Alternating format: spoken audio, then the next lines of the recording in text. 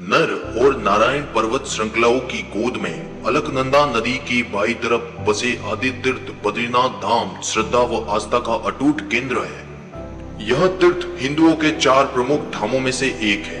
यह पवित्र स्थल भगवान विष्णु के चतुर्थ अवतार नर एवं नारायण की तपोभूमि है।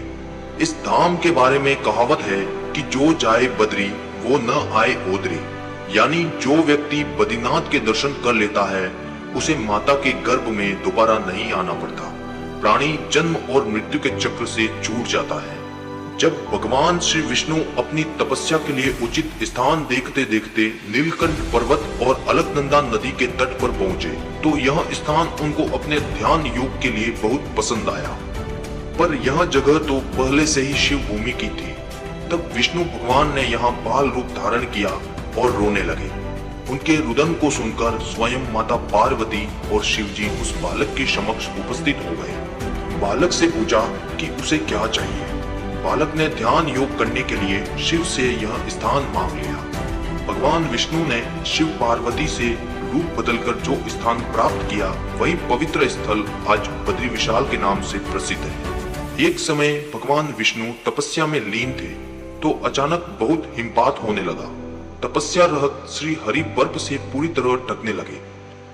उनकी इस दशा को देखकर माता लक्ष्मी ने वहीं पर एक विशालकाय बेर के वृक्ष का रूप धारण कर लिया और हिमपात को अपने ऊपर सहन करने लगी। माता लक्ष्मी भगवान विष्णु को धूप, वर्षा और हिमपात से बचाने के लिए कठोर तपस्या करने लगी। काफी वर्षों के बाद जब श्री विष्णु ने अपना तप पूर्ण किया तो देखा कि उनकी प्रिया लक्ष्मी जी तो पूरी तरह बर्फ से ढकी हुई है।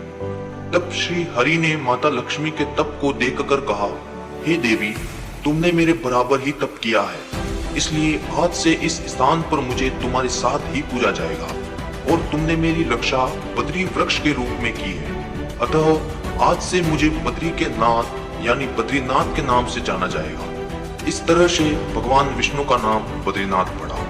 मान्यता है कि जोशीमठ में जहाँ शीतकाल में बद्रीनाथ की चल मूर्ति रहती है वहाँ नरसिंह का एक मंदिर है। शालिग्राम शिला में भगवान नरसिंह का अद्भुत विग्रह है। इस विग्रह की बाई भुजा पतली है और समय के साथ यह और भी पतली होती जा रही है।